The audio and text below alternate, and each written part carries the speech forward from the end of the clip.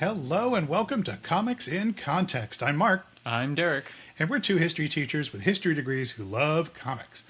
In this show, we aim to take a look at comics and put them in the context of the time in which they were written.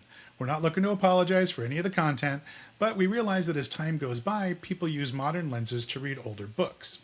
Along the way, we may also have the chance to shine a light on some fun references that we picked up on, like in today's episode. The beauty of studying history is that the more you learn, the less you realize you know. Today we're going to look at Savage She-Hulk number 8 and 9, published by Marvel Comics in 1980, written by David Anthony Kraft and art by Mike Vosberg. So while She-Hulk was created by Stan Lee, he was really involved in the first issue. After that, he is not so involved. From 2 through 25 of this run, the key is pretty fantastic if you're ever able to find it. A little fun fact, I was reading the 2011 30th anniversary of She-Hulk, and at least in the issue they claimed that She-Hulk was one of Stan Lee's last big creations. However, by 2018, 7 years later, after his death, that is no longer the case. He created quite a few people after that. I don't know why they claimed that, but She-Hulk likes to get a little weird, so you never know. Well, that's interesting. Yeah, well, she does that fourth wall break, too. They do fourth wall breaks a lot, so I think that was a little bit of just maybe some tongue-in-cheek. But so these issues, just a quick kind of what happens. So issues 9 and 10, Jen is contacted by this sad married couple. They lost their son Randolph to a charismatic cult leader. They give him the fun name The Word. And by lost, you don't mean he died. He did not die. They lost contact with him. He disappeared, no longer able to find their son. They just believe he's with this cult. And so they requested Jen, She-Hulk, to legally bring him back. And so she goes undercover, which is really weird as a lawyer, but she infiltrates the cult and gets Randolph to sign an affidavit, which is basically just a signed statement saying that he's here against his will, which is not entirely true. Part of that is what comes with the conflict of the issue. But it's very interesting. She meets The Word, goes to one of his talks, and he has surprisingly powerful and positive messaging. And then he has a daughter who is superpowered in some way and actually is able to stand up against She-Hulk. It's a weird one. They then go to court, and Jen kind of gets bested by The Word. He's very charismatic. He's got a lot of tenacity and fights her pretty well in the court. And then the issue kind of just ends. It wraps up weird. It's not very satisfactory, and they set up a lot of stuff for future issues. So the actual issue, so-so, but there's a lot of really fun social satire we want to get into. For sure, yeah. Issue 9, a lot of fun. Most of issue 10, a lot of fun. And then it just kind of ends with a like it's really just not very exciting. You're like, well, so what was the point? Yep. What was the point is a lot of the question with some of these issues. But it was fun. Yeah, it is. But we'll talk more about the issue in just a few minutes here. Well, so with all of that, the summary in place, let's put the comic book itself into context, which is what this show is all about. Yes. So in 1980, right, as usual, our president at the time was Jimmy Carter. We're in his final 6 months. In that year, we also have the election, Ronald Reagan versus Carter. Reagan is going to win this out by a pretty substantial margin. People were done with Carter. Reagan's going to take over. And then our prices of the issues, both of these were 50 cents. So $1 to read both these issues, not very unreasonable. No, and the federal minimum wage was $3.10 an hour. So you put that in the context of how much you're paying for your comic books. You know, it adds up. So you want to make sure you're getting a value for your books. Mm-hmm. And Marvel books were always just kind of fun and silly and oftentimes weird back then. Fun and silly and weird, yeah. But if you happen to gotten like a Savage She-Hulk 1 for 40 cents and still have it, you can make $50, $100, $200 now. That's not bad. Not bad at all. No. And in the context of when it was published, the 70s and the 80s, and we're bringing this up because it relates to the issue. The 70s and the 80s saw a big rise in Christian televangelists on public TV. So Sunday mornings were dominated by the shows of preachers like Jim Bakker and Oral Roberts, who were people that were asking their listeners to send them money. And that money would be used in the ministry for the churches, but also sometimes there were promises that those gifts would help you get into heaven. People were looking for hope and answers at the time, and they gave plentifully. And that's because during this time, this kind of late 70s, early 80s in the United States, it was the Cold War. So there was a lot of fear of the Russians and others. You know, we could list out those others, but we don't need to, just others. There was a global recession. So the economies across the world were tanking. And the nation was just recovering from a massive oil crisis, which had caused gas rationing throughout the nation. In addition to that, 5 years earlier, the United States had just lost the Vietnam War, a war that we had fought for 12 plus years under the promises that we were going to win. So this was a really dark, trying time for people, particularly the average citizen. And so if you were a young person in 1980, like the character Randolph, you might not see much hope for your future. Meaning, you're worried about what kind of job you're going to get. Are you going to be able to afford groceries? College just is going to seem out of the question because, who can afford that? So you have this time where young people are looking for answers. On top of that, you have the rise of cults, which we'll get to in a minute. So there was just a lot going on at the time that this book is published, and I'm not surprised that the author took that time to embed this into his comic book. Yes, it does seem quite fitting. She-Hulk surprisingly does a lot of interesting social commentary of the time, even if the issues themselves aren't always that good. All right, so also we want to look a little bit at Marvel at the time. So in 1980, right, 1961, they did that big rebrand to actually being Marvel Comics, and Stan Lee took over, and he was a powerhouse creator. By 1980, Marvel was killing DC in sales and publishing. They were really the top. At the time, She-Hulk was coming into a very strong market and did pretty well, 25 issues. So, and also looking at She-Hulk #1, it's about 200,000 issues that they put out for that first issue. It's still very easy if you want to go get a She-Hulk key. Not hard to find. They're not hard to find. You can even get some low grade for $30-40. You can get some high graded 9.8 still. You'll pay a little bit, but they're not hard to find. But the series did ultimately have low readership, and they killed it after 25. And then about 8 years later, that's when they restarted that sensational She-Hulk, which is much more of that tongue-in-cheek, fourth wall kind of stuff. But Savage She-Hulk itself, not always the most well-selling, but it was in a good publisher, so they still got some good depth out of her. Right, and undoubtedly some of that's going to have to do with a female lead character, people not knowing what to do with that. Yes. Some readers wondering, well, we already have a Hulk, so why do we have a second Hulk? Right. I mean, who knows what's in the mind of buyers in 1980? We can speculate all day long. Right. But the reality is, it didn't sell well. Yes, ultimately why it doesn't really matter. It didn't sell that well.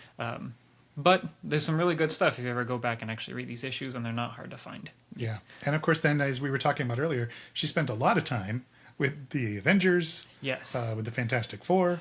Yeah, she has quite a big repertoire. If you go look at like her actual publishing, she's in thousands of issues, over 200 issues with the Avengers. She's had 5 or 6 of her own series right now. So even though she feels often like a C-lister, like she's a pretty big IP for Marvel, and they're still keeping her very alive. Even with Planet She-Hulk these last in 2025, which was going to go longer than 6 issues, but they also cut it at 6, and so it had a very disappointing ending. But then, to She-Hulk's credit, she also got a TV show. She did, which people had feelings about that as well, but she did get a TV show. They are keeping her around. Right, she hasn't gone anywhere. No. Well, so let's dive into the issue. So, as Derek, your summary reminded us that we have an issue of a young man named Randolph joining a cult. And in the 70s and 80s, cults, just even the word cult was a dominant word to indicate, there's some boogeyman coming to get you. Be careful of charismatic leaders. Mm-hmm. But charismatic leaders themselves were on the rise. And the biggest cult story of the 70s would have to be the People's Temple. And for those not familiar, there was a charismatic person, Jim Jones. He convinced a bunch of people from around the Bay Area and across the nation, but Bay Area being the Bay Area of California, to join his church that he called the People's Temple. And he did convince, this was huge news in 1978, he convinced 909 people to follow him to the country of Guyana down in South America, and where they all took their lives by drinking poisoned Kool-Aid. And it's a horrible, horrible incident. It was plastered on the news for months. And so, that happening just 2 years before, I'm not surprised this made it into comic books. Yes, and there was really all these things, like we still hear people say, don't drink the Kool-Aid, right? That's a very common expression. If you ever say you're going to go like camping up in Oregon, people are like, oh, don't drink the Kool-Aid. People are still very aware of this kind of stuff. Yeah, and I mean, a crazy, huge pop culture reference came out of this horrible, horrible tragedy. Mm-hmm. Yeah, and there's still, like, if you ever want to go watch a great documentary, Wild Wild Country, also talks about a similar thing up in Oregon, where instead, I don't know if that one actually ended in a mass suicide as well. Oh, that one was when they turned militant and they started attacking the poor little Oregon town. Oh, jeez. But these things were a very real and weird reality of 1970s, 80s America. Yeah. Even in the 90s, growing up in San Diego, the Heaven's Gate cult, 1997, a bunch of people took their lives for the same reason. So cults are still out there. There are still charismatic people looking to gather people toward them. They are. The TikTok cults are becoming a new issue. Oh, I don't know TikTok cults. Yeah, they're starting up too. Oh. Of course. Beware, my friends. Yes. But anyway, we bring that up because in this issue, the Word he's not trying to get people to drink Kool-Aid or take their lives. No. He just represents that charismatic leader that has answers. Yes. And it makes a lot of sense that these youth would really find this interesting. Of course, they're looking for that need to belong. If you've ever worked with kids, especially people 17, 18, up to 20, they're looking who they are. They're trying to figure out who they are. They're looking for a place to belong, especially if they're feeling disenchanted with maybe their parents, if they have a lot of trauma, if they're coming out of maybe the 50s and the 60s where their parents are really trying to force a certain ideology on them, they might see something new. And when the world's looking bleak, if someone has a really positive message, that could be really appealing. In this issue, the Word is basically like, I wanted to take you out of the humdrum rat race of life and help you find happiness. Who's not going to want that? And that's kind of the argument he makes in the court, where he's like, I'm helping Randolph find happiness. How would you not want that? And he tricks the parents into agreeing. Right, and nothing in the issues actually has him doing anything nefarious. But Jen is very suspicious the whole time. She sees right through what he's trying to do, and he's just trying to, again, he says he's offering happiness, but he can't really show what that is. He's got them all dressing the same. Right.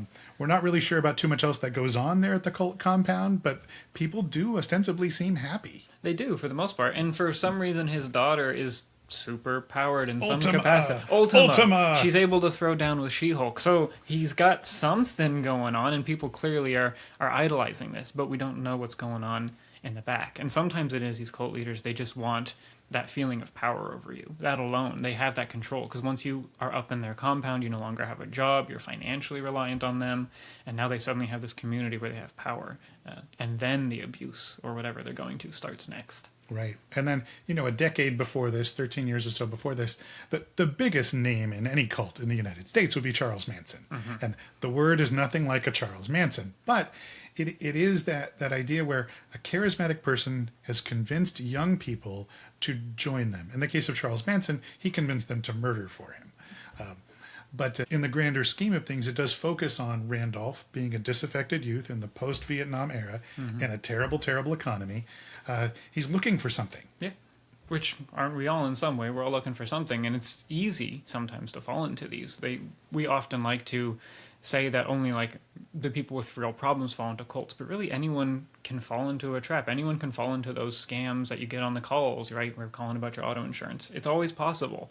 It's just the right messaging lands on the right people. So it's about protecting yourself and being aware of these things. Yeah, it's true. I get spam calls all the time from some company saying that I have applied for a loan and they want to go ahead and reevaluate my paperwork. I never applied for a loan. But then I think to myself, well, does this work? It does on someone, though. It's got to on somebody. On someone. They fish 1,000 out, one hits, they make money. Right, exactly. No, you're not getting my bank account information. I'm so sorry. But yeah, I think this ties into something that as teachers we both kind of looked at, which is that youth who have experienced trauma, they're looking for answers. Randolph even comes out there and says he didn't even think his parents loved him, and Jen's like, what, are you crazy? Of course they love you, yeah, but it doesn't mean it feels that way, especially, when they're feeling maybe the parents are bogged down in life themselves. We don't know if they were working. We don't know. At one point in the issue, they mentioned Mommy's Little Helper. There was some Valium going on. Jen was taking the Valium, but we don't know. Maybe Randolph's mom was. But this was a very common thing for housewives because they were feeling jaded with life too. And it's not surprising that Randolph needed to get away. Yeah, but the comic book isn't all serious. There are some fun pop culture references that show up in there. And then, of course, we have the positive message that Derek brought up about the Word, just wanting kids to be happy. But the pop culture references, really, those are the things, the fun things for me when I read a good Silver, Bronze Age comic that they just pop out to me. And one was in issue number 9, Zapper. Not a fan of Zapper, by the way. Not a fan of the Zapper. No, Zapper's very judgmental, and read it for yourself, folks. But Zapper makes this comment about there are armed guards. They almost look like army guards at the university, UCLA. And Zapper makes a comment about the university being afraid the Russians will try to kidnap the scientist inside the science building where they're looking to get Jen's blood tested by by Morpheus. Or Morbius. Morbius. Morbius, not Morpheus. That would be a fun crossover. Yeah, blue pill, red pill, different guy. Yeah, no, the blood expert Morbius, the vampire, just casually drops in for a panel of She-Hulk Yeah, just happens to be hanging out in the lab at UCLA. behind armed guards. But that's definitely a Cold War reference. I know as a kid, the Russians were the big boogeymen. Any TV show, it's always going to reveal Russians or some sort of Eastern European is looking to kidnap you for whatever reason. Right. It was a silly time, but it was a real time. You brought up the Valium, and it was a commonly prescribed drug for people suffering stress and anxiety, which Jen is, but it's a good 3, maybe 4 panels where you see the Valium bottle with her name on it. Oh yeah, she definitely was using, and of course trying to keep the She-Hulk down, but I mean being a lawyer too, and yeah, it was a very commonly passed out drug, and it's a hard narcotic. Like it's not a play around drug. No, I mean it's Xanax, but next level. Yeah, it'll slow you down for sure. It sure will. Yeah, Valium, dangerous drug. And I did like that the Word had his own radio show, and he called it the Wordman Jack Show. Are you familiar with Wolfman Jack? I'm not. So Wolfman Jack was a nationally syndicated, very, very popular radio host from, I think, the early 60s into the 80s. He had a voice that talked like this. He's actually in the movie American Graffiti by George Lucas. Oh. He's on the radio all the time, and at the end you actually get to see what the Wolfman looks like. But when I saw that, I just had to laugh. I was like, good for you. You even worked in My Boy the Wolfman by the Wordman Jack Show. The Wordman Jack, that's pretty good. That was a lot of fun. And then in issue 10, something I thought was fun was right in the midst. Remember, she's on that truck. Yeah. With the armored door in the back. Yeah, she ripped in and was on the back of the truck. So she'd get back to L.A. Right, she was trying to get back to L.A. but not be seen. Right. So she's trying to hide in the back of some dude's truck. It doesn't work out for her, but I like that the driver is listening to Shake, Shake, Shake, Shake Your Booty on the radio, which was an inescapable disco tune by Casey and the Sunshine Band. Those little drops that they put in comics sometimes just really make me laugh.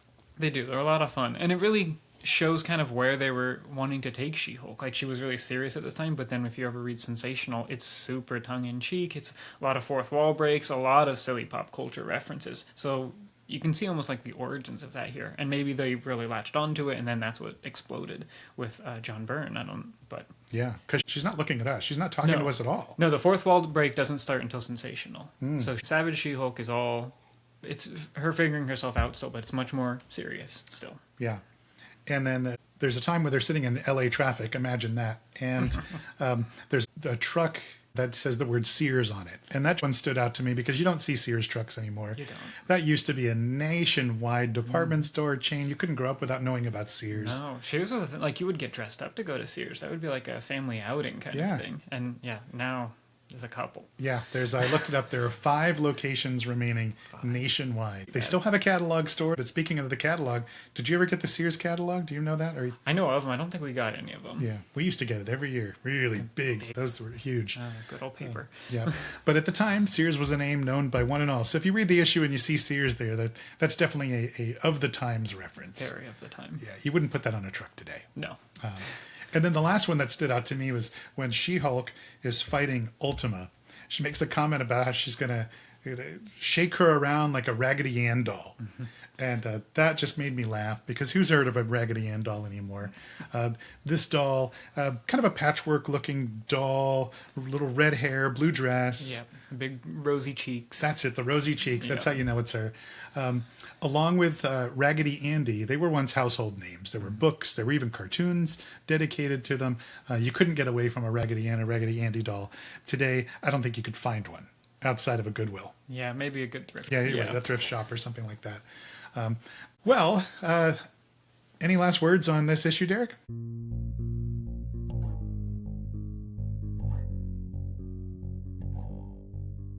I don't think so. It's a fun issue. It's kind of silly. Does not end how you want it to, but it's worth a fun read for sure. Yeah. And when we say it doesn't end the way you want it to, it's a sad ending. It's a morbid ending. It is. It's very depressing, and it just kind of leaves you on that note. You're like, oh, I'm not happy. Yeah, like, I thought this would be something better. No. Yeah. Well, so if there's nothing else, I think that's going to wrap up our Comics in Context look at She-Hulk, Savage She-Hulk, issues 9 and 10. naturally. Sometimes there are going to be people out there that disagree with the take. Sometimes there's people that know more, and we love that because in history, that's what we do all the time. We look for more, and sometimes we realize the more we find, the less we know. But that brings us to a way that we want to wrap up each episode. Yeah, and so as you if you're reading this episode, there's obviously a lot of positive messaging, and really the message we want to leave. Of course, finding your happiness is definitely a great thing that the Word was being aware of, but be aware of those charismatic leaders. A lot of that philosophy that he was giving was fairly accurate, and that's often how those cults get you. They give you mostly correct stuff. They give you a lot of Eastern philosophy, especially. That's mostly in line with what is actually taught. It's enough to get you a little hooked, and then that's how they get you in. So find your happiness, find your joy. Always be aware of what's someone trying to get out of you. Yeah, well said. Well, we look forward to having you all join us again on Comics in Context. Who knows what's in store for the next issue, but I'm sure we're going to have some fun. Oh, I'm sure. Yeah. Well, have a great day, everyone. Be kind to yourselves and be kind to others.